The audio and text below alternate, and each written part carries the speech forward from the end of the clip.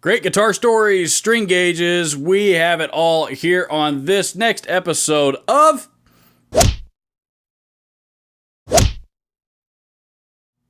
Ask RGD. If you are new to this channel, Ask RGD is a video series where you, my wonderful viewers, ask me guitar or guitar-related questions via the comment sections in any of my other videos or this video via Facebook Messenger, via email, or any of the other list mentioned of various lots of various different methods of communication listed down in the description box. And I answer said guitar or guitar-related question in a video. So, without further ado, let's get on to some questions, shall we? This first one is a viewer known only as Rich. Rich says, what is your favorite guitar with a great story behind it? I have two. One that I own and one that I don't. The one that I own, it would be this guy. This, of course, being my Gibson Zakk Wylde signature Vertigo Les Paul. This guitar is, of course, it was a Zakk Wylde signature. It was a limited run that they did out of the USA shop, as opposed to the custom shop version that he was known for playing when he was still a Gibson guy. The inspiration behind it. My understanding is, when he first had when Zakk Wylde first wanted to do, what became known as his bullseye guitar. The design that he originally had in mind was actually this Vertigo version of it.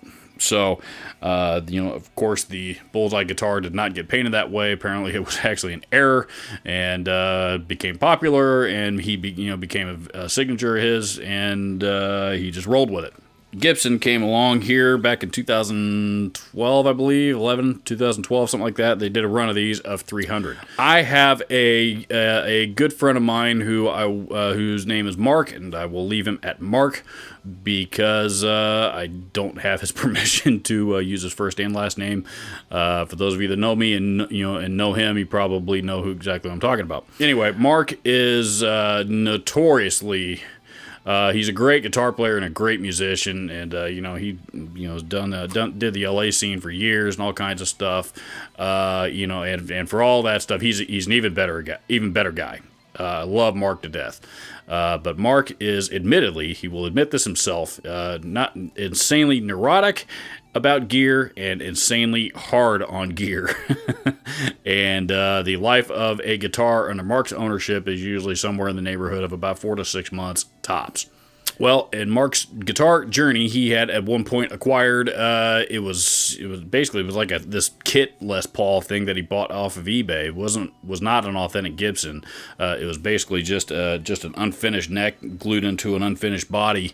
The idea being that you buy it and you finish it and finish building it yourself, and that's what he did. And he outfitted it all with authentic Gibson USA electronics and hardware and everything. Real tunematic bridge. It had Gibson 57 classics in it. It was unfinished, so essentially it was a natural color. Except for he had painted the headstock black. He bought this guitar, it wasn't, decided he was done with it, and, it wasn't worth anything. He couldn't sell it. Even if he did try to sell it on eBay would probably delete the listing anyway, because they're like that. So he just gave it to me. So I, grateful, of course, I, took it home, and, I owned it for probably 4, 5, 6 months, and by the time I got done with it, Mark had busted the headstock on it and repaired it and everything. So I mean, it already had some miles on it, but it played pretty well. But it was the best sounding Les Paul that I've ever owned, and for that reason, part of me kind of wishes I'd never gotten rid of it. But after I'd had it for 4, 5, 6 months, Mark, in the meantime, had gone on this Zakk Wylde. Gone into this Zakk Wylde EMG phase, which was very, very bizarre for him. But for those who know Mark, abnormal is very often normal for Mark. So, in the midst of his Zakk Wylde phase, he bought this guitar, and I actually sold it to him when I was at Guitar Center.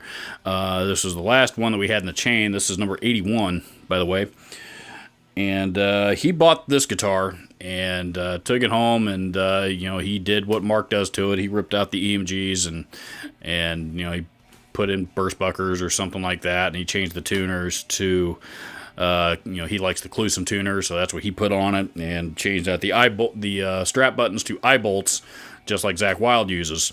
And he had it for a few weeks, decided it wasn't for him, and he came to me and said, "You remember that Kit Les Paul thing that I gave to you a while back?" And I said, "Yeah, I play it all the time. Great guitar." He said, "Would you be willing to trade that to me for this guitar? Because I'm just not digging that one, and I keep thinking about that guitar, and I would really like to have it back." So I said, "Are you sure? Because I'm, that's, dollar-wise, what you're giving me is worth far more than what you're asking me for."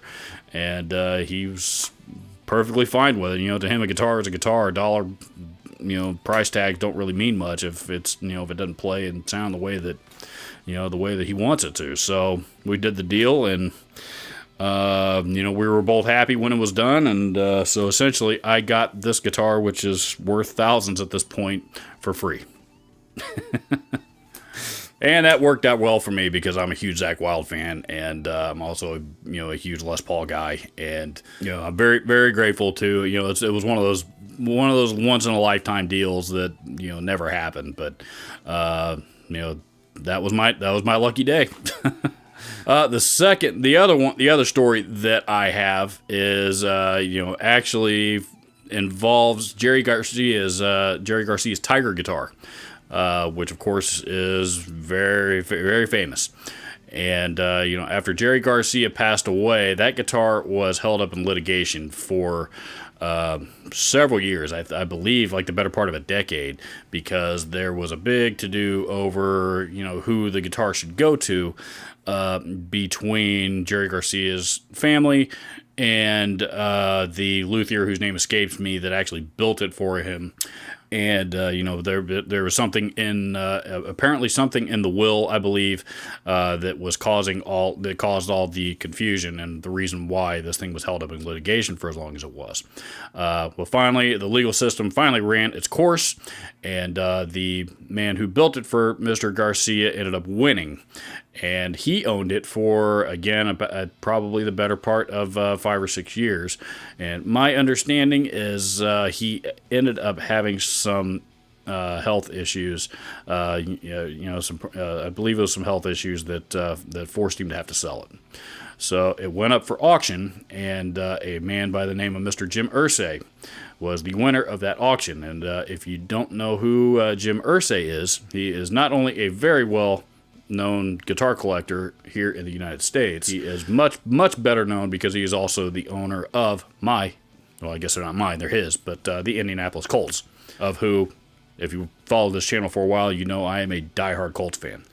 Well, a good friend of mine who was working for Mr. Irsay as a curator of, in this instance anyway, that particular guitar, he had, when he was bringing that guitar home from the auction, the way that I remember it is he had stopped somewhere along the way home and discovered that there was something, the guitar wasn't working.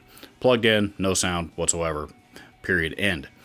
And I remember him stopping in on his way to deliver it to Mr. Irsay at the stop into the store that I was at, that I was working at the time, and we popped open the back of it, and several of us got to play it, and it turned out that the entire reason why it wasn't working was none other than a dead battery. So we replaced the battery, it fired right up, and again, a few of us got the chance to play it before it was delivered to Mr. Irsay.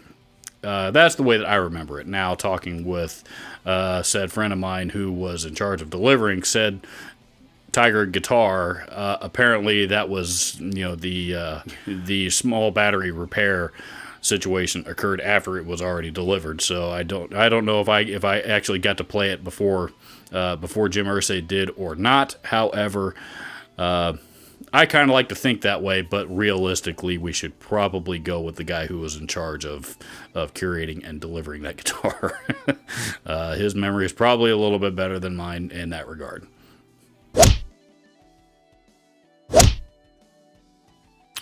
This one comes from S-Fear6. Hashtag Ask RGD. I'm going to start using that, I think. Hashtag Ask RGD. Hey, Robert, what brand of strings are good and not falling out of tune on a Floyd Rose equipped guitar? Based on my experience, I use Dunlop Heavy Core 10s, but it's always out of tune on low 6 string once I make those dive bombs and pull-ups a couple of times. Any recommendations and advice? Thanks.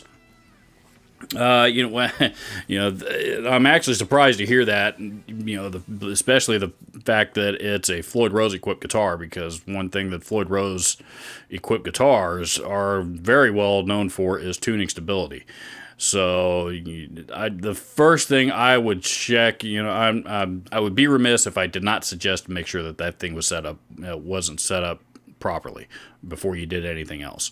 Floyd Rose equipped guitars generally don't have tuning issues.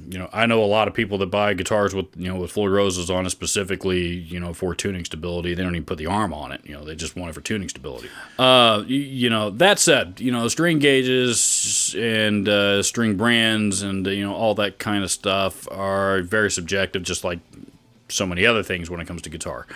I personally am an Ernie Ball guy. I've been using the Slinkies, just the regular nickel-plated Slinkies ever since I was a kid. I played Super Slinkies, which is the 9 to 42 gauge. I played those, all through junior high and high school, and then eventually, tried a few other different gauges and eventually landed on the hybrid Slinkies, which is the 9 to 46 set, and I had those on just about every guitar I owned for a long time.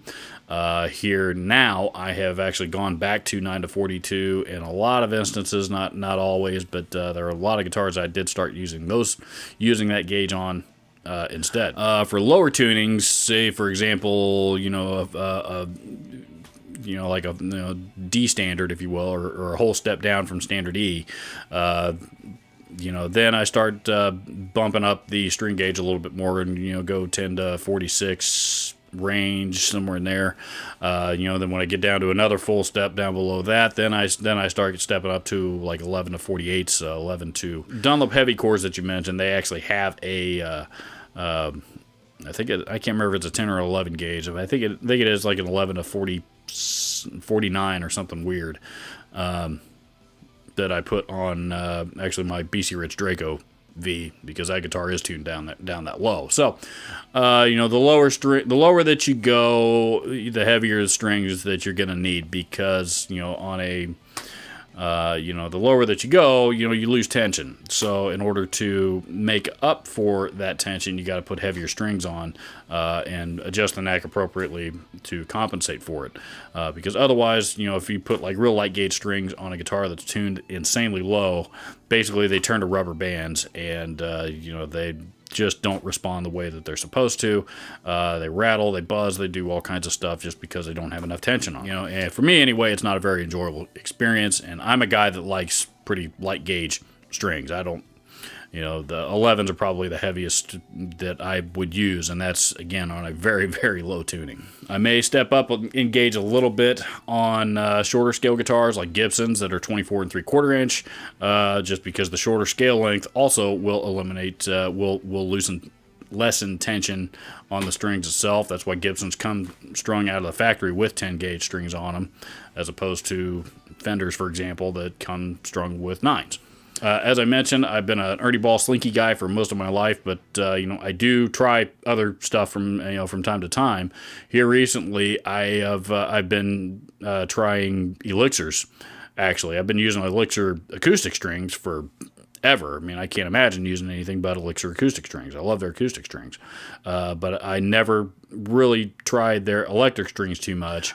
So I've been experimenting with some of the 9 to 42s on their coated. I've actually been using the polywebs on some guitars that I don't play quite as often as I do others. So obviously because of coated strings, they do last a lot longer, and I like the polyweb coating because it's the smoothest and the fastest playing to me. Even though the nano web coating from Elixir seems to be a little bit more popular because it's feels a little bit more natural. But as I mentioned, I like the polywebs. I also use Dunlop strings from time to time. I'd mentioned the Dunlop heavy cores and even just the standard Dunlop nickel-plated strings. I like those because they're inexpensive. They're about $5 a set, and like Ernie balls, they seem to last a long time. They don't go dead on me right away. Boomers are okay. I've not had real good luck with D'Addario. They seem to go dead on me. Lose their life and their brightness and their tone within, very, very shortly, much quicker than the Ernie Ball strings do for me. So, I've tried a few sets of the D'Addario NYXLs, and they seem to be okay. But they're expensive. They're like, $12, $13 a set or something. That's pretty expensive for a set of nickel-plated guitar strings, I think. I sometimes try, experiment with some different alloys. Ernie Ball, of course, has the Cobalt series, which is, it's a pretty different alloy, from nickel or nickel-plated steel, and essentially has cobalt in it, as the name implies, and it's a pretty unique sounding string. So it kind of gives a little bit more oomph. The theory behind it is that particular alloy reacts a little bit more strongly with the magnets inside the pickups of your guitar, essentially creating a little bit more output. So there for a while I was kind of on this high output everything phase, and I was putting cobalts on everything, and I do still use them. I still got a whole pile of them sitting here behind me. So I like the cobalts quite a bit. Same thing with the M steels, a little bit different tone. Those of course are steel string guitars, or steel string, stainless steel guitar strings rather. As far as tuning issues on your guitar, I got to assume that there's a bolt loose or something like that, particularly if it keeps occurring on the same string, just because Floyd Rose equipped guitars are known for tuning stability across the entire scale. First advice, check to make sure that everything is tightened down properly and that thing is set up the way that it should be. And as far as what strings to use, the best advice I can give you is, keep trying some different ones until you find what works best for you. So that's a good thing about guitar strings. They're cheap. Bass players, unfortunately, do not have that luxury. Bass strings are not cheap. Sorry, bass players. This next one is from Mark Holt. It says, Merry Christmas, and I have an inquiry. How do you feel about hybrid amp setups? My favorite tones always came from full-blown tube amps, but for ease of carrying, my hybrid setup, PV Valverb Crate Spa Power Amp, whatever that is, just made better sense. PV Valverb Crate Spa Power Amp. That sounds like about 3 or 4 amps listed in one, so I'm not real sure what you're referring to there. But in the instance of hybrid amps, that's really what they were designed for. Kind of the best of both worlds between tube and solid state. As long as we're talking, by hybrid amps, we're talking about tube preamp and solid state power amp. There are hybrid amplifiers out there that are the other direction. In other words, solid state power amp or solid state preamp and tube power amp. And in that instance, then you still got transformers and stuff like that, to mess with. That's where most of the weight comes from in a tube amp. So I'm going to assume that we're talking about tube preamp and solid state power amp. And like I said, that's exactly what they were designed for. Best of both worlds. Solid state amps, of course, are light and fairly lightweight and easy to carry around. In most cases, there's exceptions, but in most cases, they're lightweight, easy to carry around, and they sound good at lower bedroom volumes or lower gig volumes. You don't have to crank them up to oblivion to get them to sound good, and of course, they're more affordable. Whereas tube amps, they're heavier, they require more maintenance. You got to get them loud in order to optimize the sound out of them, and but that's the trade-off is they do tend to sound better. As far as my thinking on it, the world whether tube snobs want to admit it or not, the world is going more digital and more solid state, more and more every single day. You know, that's the world we live in. You know, especially with, you know, things like, you know, the Kempers and the Axifexes and, you know, the Line 6 Helixes and, you know, digital devices like that that are coming out nowadays. You know, that's one reason why all that stuff's coming out and why that stuff's getting popular. You know, because it's easier to carry around. It's everything you need all right there in one box. You know, I did a video here in the last couple of months about, you know, greatest solid state amplifiers. And in that video, I actually included the Marshall Mode 4. And, you know, I included it because when I made that video, I had assumed all these years, I had thought all of these years, the Marshall Mode 4 was in fact a fully solid state amplifier. And somebody corrected me. And I looked it up, and sure enough, that thing does in fact have a tube preamp in it. So, you know, I guess it really, you know, you know, had I paid closer attention all these years, because I've always loved that amp, I've always wanted one. But you know, because of that, I guess it probably shouldn't have gone, you know, shouldn't have been in that video. But I digress. Regardless, you know, that amp is a perfect example of what we're talking about. You know, it sounds great. It sounds fantastic. You know, there's people out there that hate it, but you know, I mean, I've always loved the Mode 4. I think it sounds killer. You know, like I said, they're easier to carry around, and I said it in that video, and I'll say it in this one. You know, the Marshall put some effort into that design, because you know, and not just the head, but the cabinet as well. The 412 cabinet that they made to go with it is a killer sounding guitar cabinet. You know, if you're rolling around with a Mode 4 half stack, or, you know, or something, you know, equivalent to that, you know, life could be a lot worse. I mentioned in the last Ask RGD video that I did, you know, especially if you're playing out live, you know, the vast majority of your audience is not there to check out what kind of gear you're using. They're there to hear you play, hear your music, and see you perform. That's why they're there. The vast majority of that audience couldn't care less. There's not an audience in the world that I think is going to care less about what gear you're using. You know, as long as you're making it work, and you're making it work for you.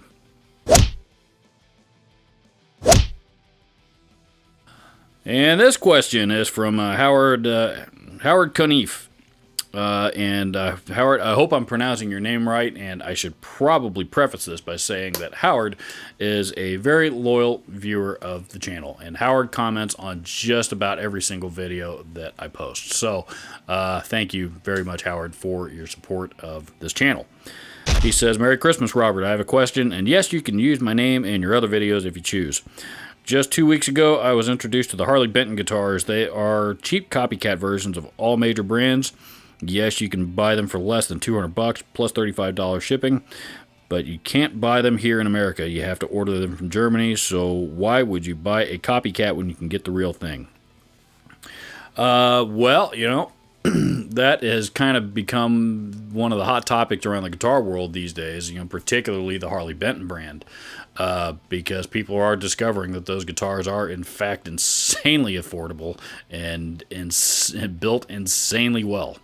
You know, just in a lot of cases, just as good as their big name brand counterparts. And you are correct. I believe that, you know, if you want a brand new Harley Benton guitar, you have to go to Thomann over in Germany and order it direct from them. But they will ship orders overseas over here to the U.S. Any order for, you know, for as you said, I think I can't remember if it's $35 or $50 or something like that, but any order. So, you know, if they've got some, they also have some really good.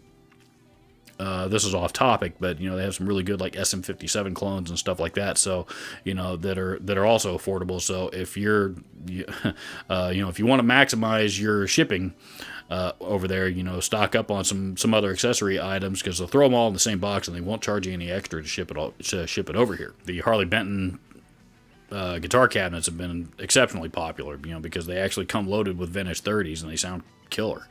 As far as the the Harley Benton guitars, as I mentioned, that's kind of one of the guitar world's mysteries. How brands like them and Agile and the Vintage brand. There's a brand out there called Vintage that I talked about in another video a few months back. Brands like that that are producing top-notch quality guitars for very little money, and you're absolutely right. Quality-wise, they are indeed competing with the Fenders and the Gibsons and the PRSs of the world. As far as why you would buy a copy, buy a clone guitar like that as opposed to the real, thing. Assuming you can buy the real thing, and we're talking about like a Gibson Les Paul or something, I don't know that you would, because the person that has, number one, that has the money for a Gibson Les Paul, they're not going to be happy with a Harley Benton. The person that's got the, that has the money for an American Ultra Strat, $2,000 Strat, likely is not going to be happy with a Harley Benton, Strat either, So, those guitars, the Harley Benton stuff, I think is really made more for people that can't or don't want to spend the big money on those brands. I will say, one thing that I don't agree with is, people say, oh, the price tag, you're just paying for a brand. Well, no, that's not entirely true, because a lot of that with that brand comes larger companies and much, much larger overhead. Gibson is a big company. Fender is a big company, and a lot of people got to get paid in order to sell one of those guitars.